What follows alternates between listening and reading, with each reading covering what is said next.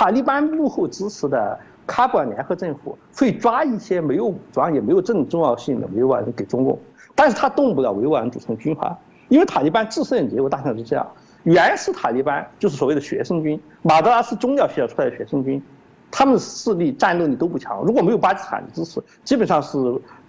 不能打仗的。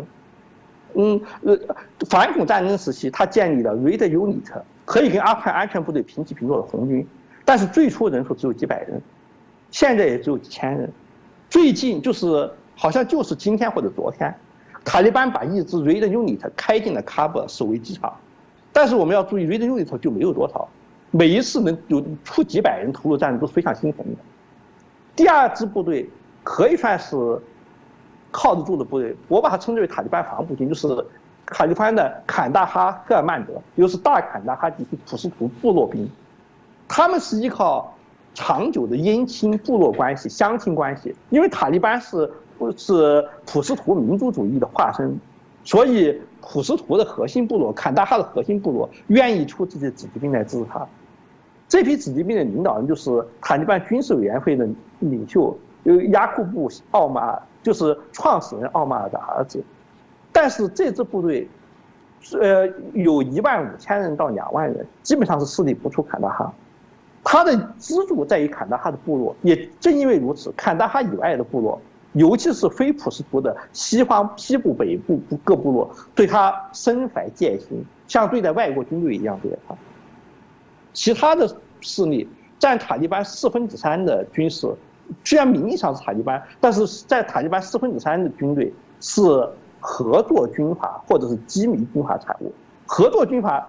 美国反恐中心曾经对塔利班和伊斯兰国的经营模式做过分级，大体上讲，就是这几级，最低级的经营模式是 A 联姻 ，B 合作。高级的模式就是合并 ，C 合并 ，D 消融。塔利班跟伊斯兰国不同，它基本上是在 A、B 两种模式中切换。比如说，像普什图传统部落，它是怎么样的？跟世界上所有的史前的部落，科西嘉人、蒙古人、突厥人一样，我的酋长 A 的女儿嫁给酋长 B 的儿子，我们就是亲家，我们就是联盟。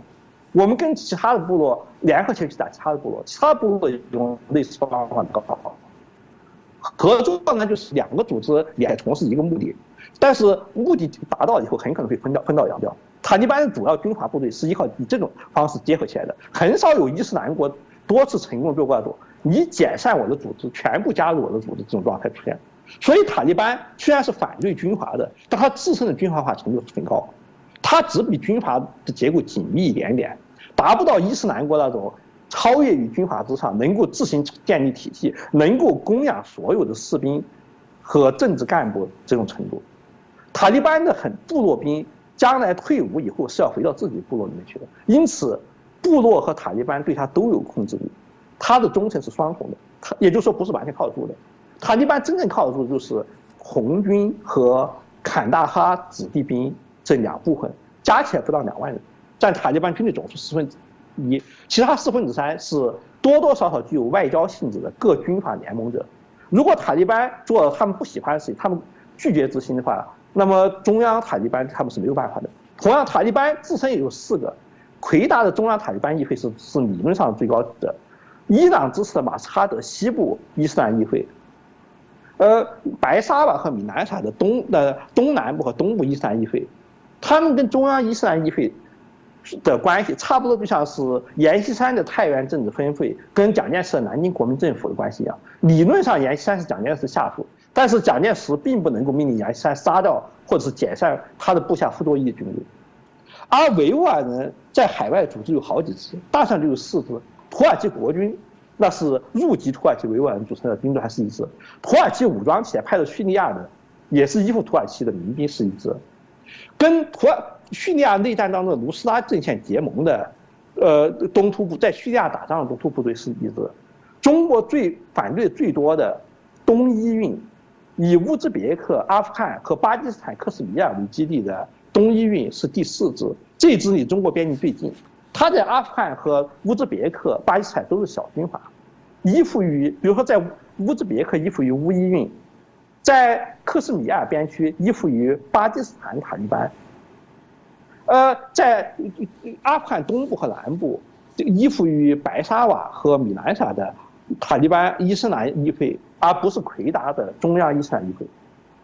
这就用一个方面的比喻来说，就是说是他们是依附于李宗仁、白崇禧的小军阀，而不是蒋介石的黄埔军的直系嫡系。蒋介石并没有能力，即使他愿意命令李宗仁和白崇禧搞掉他自己属下依靠他的小军阀。如果李宗仁和白崇禧愿意这么做的话，是出于其他的原因。所以另一方面，塔利班的结构是这个样子的：宗教委员会、政治委员会、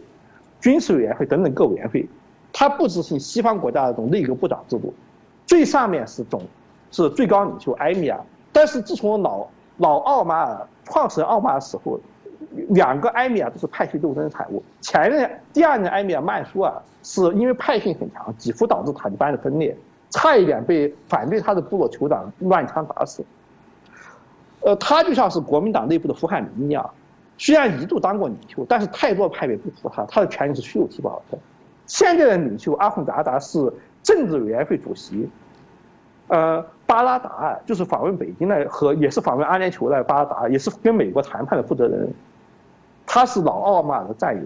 和军事委员会主席就是小奥马亚库布奥马老奥马的儿子妥协共同支持出来一个代理人，自身的权力还没有这2位委员会主席来大。巴拉达尔名义上的地位比小奥马尔高，的辈分也高，但是他手中却没有自己嫡系部队，所以巴拉达尔的谈判委员会无论跟中国和美国答应了什么，能不能执行或者能执行多少，首先要看军事委员会主席小奥马尔意见，其次要看各地军阀的意见。汪精卫就算是当了行政院长，拿蒋介石、阎锡山和李宗仁都是没有办法的，能执行多少他自己都不知道。但是，中国跟阿富汗各派系关系是卡尔扎伊时代开始，所以他跟奥马尔的核心部队没有联系，他只能通过巴拉达尔的政治委员会做间接联系，因此他得到承诺是不可靠的。当然，美国得到承诺也是不可靠的，例如美国得到了不准基地组织在阿富汗立足的承诺，我敢打赌这个承诺是无法执行的，或者说塔利班根本就没有办法执行。只是美国撤退就假的情况，中国得到的塔利班禁止东出的承诺也是一模一样的，你只能假装相信他，因为你没有更好办法。